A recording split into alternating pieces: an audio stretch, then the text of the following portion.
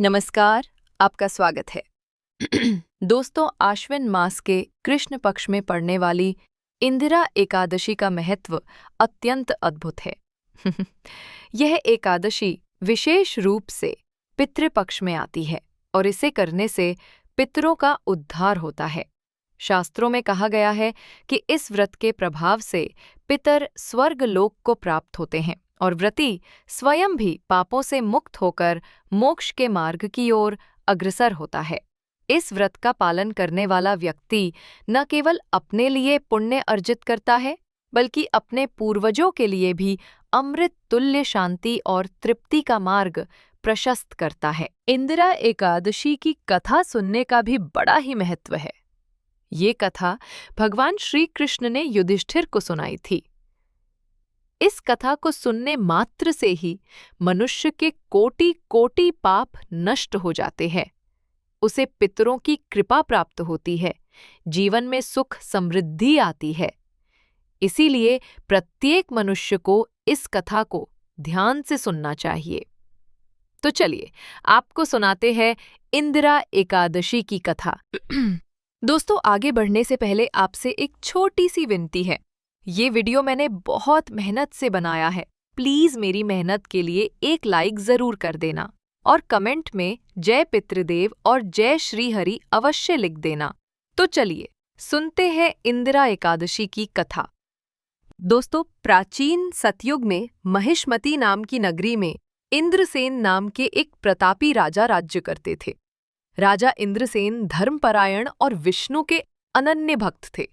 उनकी प्रजा सुखी थी और राज्य में सर्वत्र समृद्धि थी। प्रजा राजा इंद्रसेन की उदारता और न्यायप्रियता के लिए उनकी प्रशंसा करती थी। राजा प्रतिदिन प्रभात काल में स्नान उपरांत भगवान विष्णु की पूजा तथा यज्ञ दान जैसे सत्कर्मों में लीन रहते थे। एक दिन राजा इंद्रसेन अपने राजभवन की सभा में स्वर्ण सिंहासन पर विराजमान थे। उनके आसपास मंत्री, सभासद और प्रहरी आदरपूर्वक उपस्थित थे। वातावरण शांत और भव्य था और दूर तक महिष्मती की राजसभा की कीर्ति फैली हुई थी। उसी समय आकाश मार्ग से देवलोक के विख्यात नारद मुनि पृथ्वी पर उतर आए। उनके हाथ में वीणा थी और मुख से नारायण नारायण का उच्चारण हो रहा था। देवर्षि नारद की आगमन की आभा से पूरी सभा आलोकित हो उठी। नारद मुनि को अचानक दिव्य रूप में सभागार में अवतरित होते देख राजा इंद्रसेन तुरंत आसन छोड़कर खड़े हो गए। राजा ने श्रद्धापूर्वक हाथ जोड़कर नारद जी का स्वागत किया और बोले, हे देवर्षि नारद, हमारे भाग्य उदय हो गए कि आज आप हमारे यहाँ पधारे हैं। कृपया स्वर्ण आसन पर विराजिए और हमें धन्य कीजिए। राजा ने विधि पूर्वक मुनिवर को आसन एवं अर्घ्य अर्पित किया। नारद मुनि राजा के अभिवादन को स्वीकार करते हुए आसन ग्रहण कर शांत भाव से बैठ गए। सभा के सभी सदस्य देवर्षि नारद को आदरपूर्वक निहार रहे थे। राजा इंद्रसेन ने हाथ जोड़कर विनम्रतापूर्वक पूछा, हे मुनिवर, कृपा करके बताएं कि आज हमारे राज्य में आपके आगमन का शुभ कारण क्या है? आपकी आगवानी से हमारा राज्य पवित्र हो गया है। आशा है कि सब कुशल मंगल है। राज दरबार में गूंजती राजा की मधुर वाणी से सम्मान झलक रहा था। नारद मुनि ने प्रसन्न होकर उत्तर दिया, हे राजन, तुम्हारे राज्य की समृद्धि और धर्मपरायणता देखकर मैं अत्यंत प्रसन्न हूँ। तुम बुद्धिमत्ता से राज्य का संचालन कर रहे हो और तुम्हारा मन निरंतर भगवान विष्णु की भक्ति में लगा है। ये अत्यंत प्रशंसनीय है।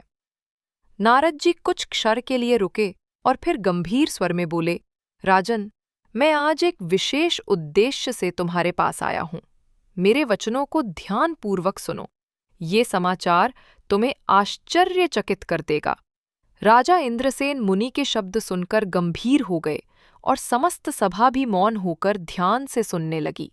नारद मुनि ने कहना प्रारंभ किया, हे राजन, कुछ समय पूर्व की बात है। ब्रह्मलोक से यात्रा करते हुए मैं यमलोक पहुंचा। वहां यमराज की सभा में मेरा आदरपूर्वक स्वागत हुआ। यमराज, जिन्हें धर्मराज भी कहा जाता है, अत्यंत न्यायकारी देव हैं। मैं यमलोक में श्रद्धापूर्वक यमराज का गुणगान कर रहा था कि तभी मेरी दृष्टि एक आत्मा पर पड़ी जो वहां यमराज की सभा में उपस्थित थी। वह आत्मा तेजस्वी प्रतीत हो रही थी, परंतु उसके मुखमंडल पर उदासी थी। मैं चकित हुआ कि ऐसी पुण्यात्मा यमलोक में क्यों ठहरी है। तब यमराज से विनम्रतापूर्वक निवेदन कर मैंने उस आत्मा के विषय में पूछा। यमराज ने बताया कि ये आत्मा पृथ्वीलोक के एक धर्मात्मा राजा की आत्मा है, जो किसी कारणवश अभी स्वर्ग नहीं जा सकी है। अनुमति पाकर मैं उस आत्मा के निकट गया। जब मैं समीप गया तो वह आत्मा मुझे पहचान गई। उसने आदर से हाथ जोड़कर मेरा अभिवादन किया। मैंने उसे संतप्त देखकर पूछा, हे आत्मदेव, आप कौन हैं और किस कारण यहाँ यम सभा में स्थित हैं? क्या मुझसे कोई सहायता की अपेक्षा है? मेरी बात सुनकर उस आत्मा की आंखों में आशा का प्रकाश जागा। उसने करुण स्वर में कहा, हे देवर्षि नारद, मैं पृथ्वीलोक पर महिष्मती नगरी का पूर्व नरेश राजा इंद्रसेन का पिता हूँ। मैंने अपने जीवन में अनेक यज्ञ और पुण्य कर्म किए, भगवान विष्णु की भक्ति भी की, परंतु पूर्व काल में एक बार मुझसे अश्विन कृष्ण पक्ष की एकादशी का व्रत भंग हो गया था। उसी व्रत के पूर्ण न हो पाने के कारण मुझे अभी स्वर्गलोक में स्थान नहीं मिल पाया है। मैं यमलोक में प्रतीक्षा कर रहा हूँ। ये सुनकर मुझे अत्यंत विस्मय हुआ और दुख भी। वो आत्मा आगे बोली, हे मुनिवर, मैंने अपने पुत्र इंद्रसेन को सपने में संकेत देने का प्रयास किया, किंतु जीवित व्यक्तियों तक हमारी बात पहुंचना अत्यंत कठिन है। अब केवल आप ही मेरी सहायता कर सकते हैं। कृपा करके मेरे पुत्र तक मेरा संदेश पहुंचा दीजिए। यदि मेरा पुत्र आश्विन मास के कृष्ण पक्ष की एकादशी, जिसे इंदिरा एकादशी कहते हैं, का विधि पूर्वक व्रत मेरे निमित्त कर दे तो मुझे अधोगति से मुक्ति मिल सकती है। इस व्रत के पुण्य से मुझे स्वर्ग या विष्णुलोक प्राप्त होने में सहायता होगी। कृपया मेरे पुत्र से विनती कीजिए कि वह पितृ ऋण उतारने हेतु मेरे उद्धार का उपाय करे। इतना कहते कहते उस आत्मा का स्वर भर्रा गया और आंखों में आशा के आंसू झलक आए। उस क्षण यमराज ने भी सहमति में सिर हिलाया और मुझसे कहा, देवर्षि, ये आत्मा सचमुच एक धर्मात्मा राजा की है। इसके पुण्यों के बावजूद एकादशी व्रत के बाधित हो जाने से इसे ये स्थिति भोगनी पड़ रही है। यदि इसके पुत्र इंद्रसेन द्वारा विधिपूर्वक इंदिरा एकादशी का व्रत किया जाए और उस व्रत का पुण्य इसे अर्पित किया जाए तो निश्चय ही इसे स्वर्गलोक जाने का मार्ग मिल जाएगा। ये विधि शास्त्र सम्मत है, जिससे पितृत्राण होता है। आप कृपा करके पृथ्वीलोक जाकर राजा इंद्रसेन को सूचित करें। यमराज के वचन सत्य और करुणामय थे।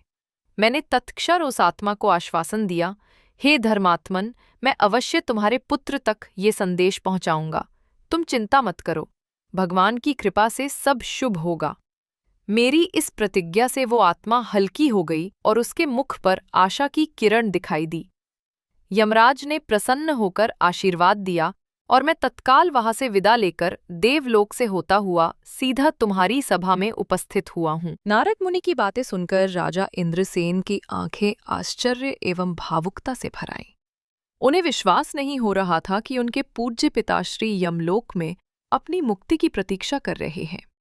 राजा का हृदय द्रवित हो उठा और आंखों में अश्रु छलक आए। उसने गंभीर स्वर में कहा, हे देवर्षि नारद, ये मेरा परम सौभाग्य है कि मेरे पिताजी ने आपके माध्यम से मुझे ये संदेश भेजा है। पिता के उद्धार से बढ़कर मेरे लिए और क्या कर्तव्य हो सकता है? कृपया मुझे बताइए कि मैं इंदिरा एकादशी का ये व्रत किस विधि से करूं जिससे पिताजी को मोक्ष प्राप्त हो। राजा की वाणी में दृढ़ संकल्प झलक रहा था। नारद जी ने राजा इंद्रसेन के भाव देख प्रसन्नता से मुस्कुराकर कहा, राजन, तुम्हारे हृदय में अपने पितृ के लिए इतना प्रेम और श्रद्धा है, ये प्रशंसनीय है। निश्चय ही इंदिरा एकादशी का व्रत संपन्न करने से तुम्हारे पिताश्री को स्वर्ग प्राप्ति होगी। अब ध्यानपूर्वक व्रत की विधि सुनो, जिसे स्वयं भगवान श्री हरि ने शास्त्रों में बताया है। राजा इंद्रसेन समेत पूरी सभा मंत्रमुग्ध होकर नारद जी के वचन सुनने लगी। नारद मुनि ने विस्तार से व्रत की प्रक्रिया समझानी शुरू की। हे राजन, आश्विन मास के कृष्ण पक्ष की दशमी तिथि से ही ये अनुष्ठान प्रारंभ होता है। दशमी के दिन प्रातःकाल पवित्र नदियों या सरोवर में स्नान करके स्वच्छ वस्त्र धारण करो। उस दिन दोपहर के समय पुनः स्नान कर शुद्धि कर लेना उचित होगा। दशमी तिथि को ही श्राद्ध कर्म संपन्न करना है। अपने पितरों के निमित्त विधि पूर्वक श्रद्धा सहित तर्पण और श्राद्ध करो। योग्य ब्राह्मणों को आदर पूर्वक भोजन कराओ तथा यथाशक्ति दान दक्षिणा दो। उस दिन स्वयं एक ही बार सात्विक भोजन ग्रहण करे, वो भी सूर्यास्त से पूर्व। भोजन भी बहुत हल्का एवं संयमित हो, जिससे अगले दिन व्रत का संकल्प सुगमता से निभा सको। निशीथ, काल आने तक मन में पवित्र विचार रखो और भगवान का स्मरण करते हुए शयन करो। फिर जब आश्विन कृष्ण एकादशी की शुभ भोर हो, तब प्रातःकाल जल्दी उठकर स्नान आदि कर लो। नित्य कर्म से निवृत्त होकर शुद्ध वस्त्र धारण कर भगवान विष्णु का ध्यान करो। इसके पश्चात इंदिरा एकादशी व्रत का संकल्प लो। व्रत का संकल्प लेते समय मन एकाग्र और भक्ति भाव से पूर्ण हो। प्रतिज्ञा करो, आज मैं सभी भौतिक भोगों का त्याग करके निराहार रहकर एकादशी व्रत का पालन करूंगा।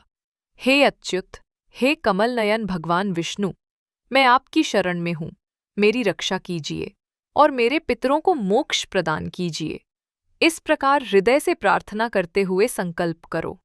नारद जी के स्वर में मानो स्वयं श्रीहरि की शक्ति प्रवाहित हो रही थी। राजा इंद्रसेन और सभा के लोग तन्मय होकर ये विधि सुन रहे थे।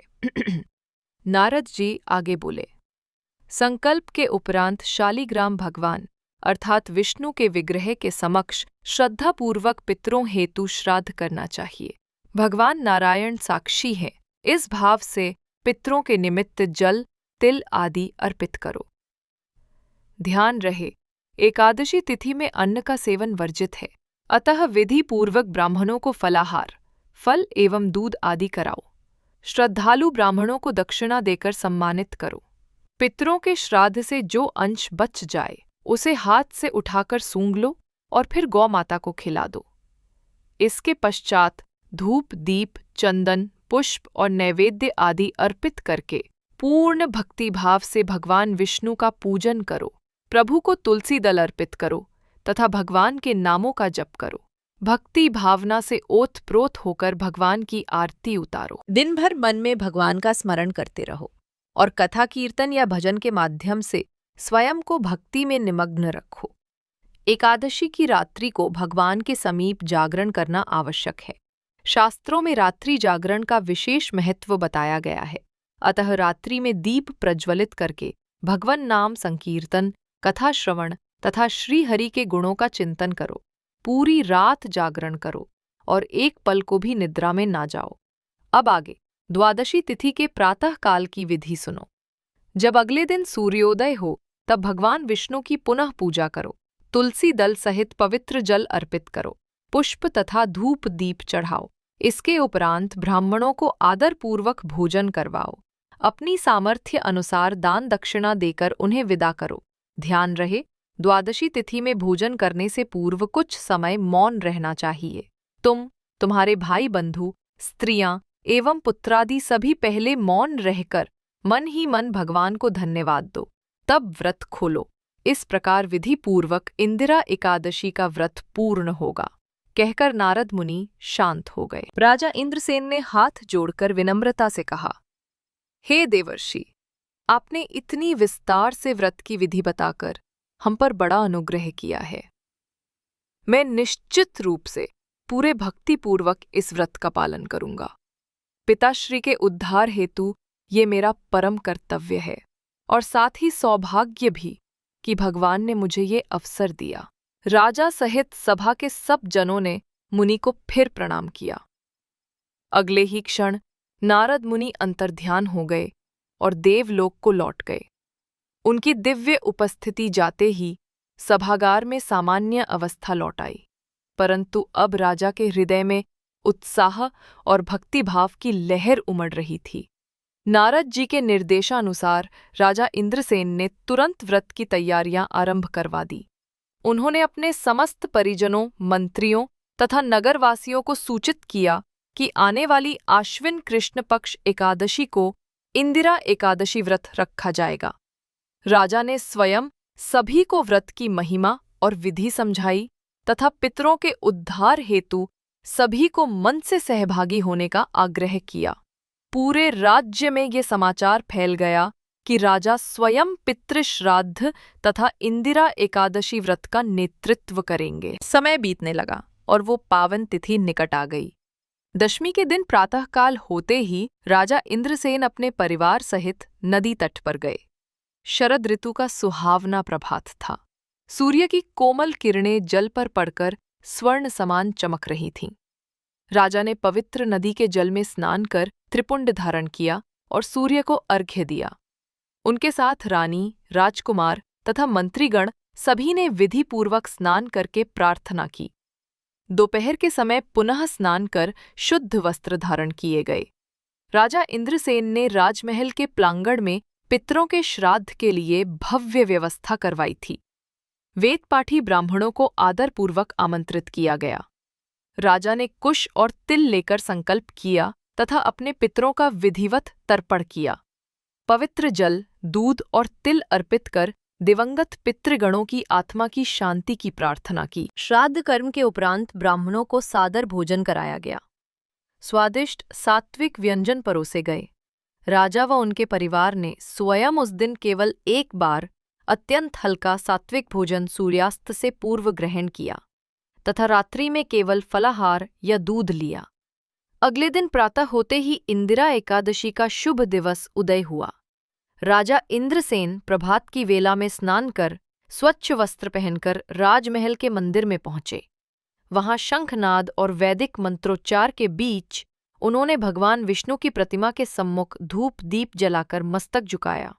राजा इंद्रसेन ने उज्ज्वल मुख से हाथ जोड़कर संकल्प लिया, हे देव, आज मैं नियम पूर्वक इंदिरा एकादशी का व्रत करता हूँ। मैं अन्न जल का त्याग कर दिन भर आपके चरणों की भक्ति करूँगा। कृपया मेरी इस तपस्या को स्वीकार करके मेरे पितरों को मोक्ष का मार्ग प्रदान करें। उनके पीछे रानी तथा राज परिवार के अन्य सदस्यों ने भी व्रत का संकल्प दोहराया। दिन चढ़ने पर राजा इंद्रसेन ने यथाविधि शालिग्राम शिला का पूजन किया।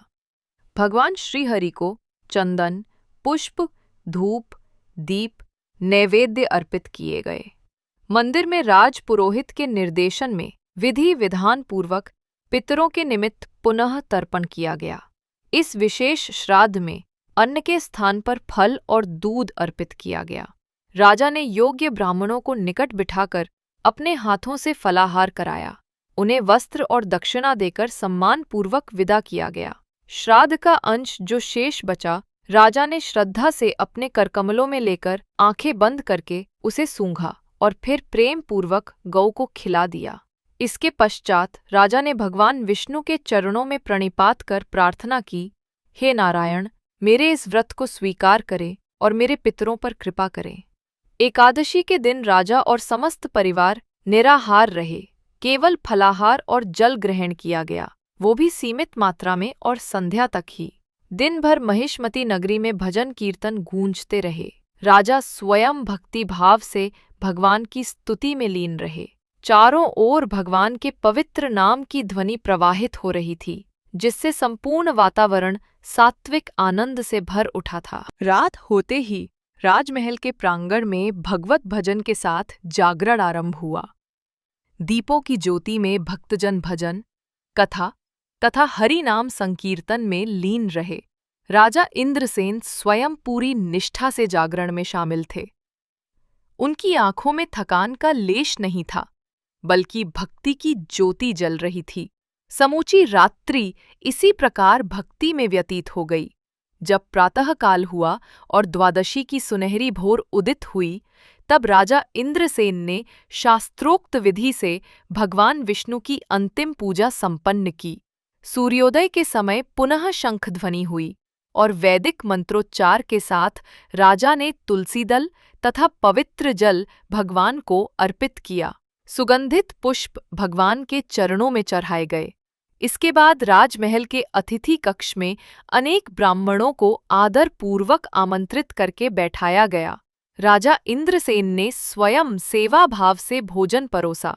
सात्विक एवं स्वादिष्ट भोजन परोसा गया। तृप्त होकर ब्राह्मणों ने राजा को आशीर्वाद दिया। उन्हें वस्त्र तथा दक्षिणा भेंट कर आदरपूर्वक विदा किया गया। पारणा से पूर्व राजा ने परिवार सहित भगवान का स्मरण करते हुए कुछ क्षण मौन साधना की। तदनंतर विधिपूर्वक पारणा किया गया।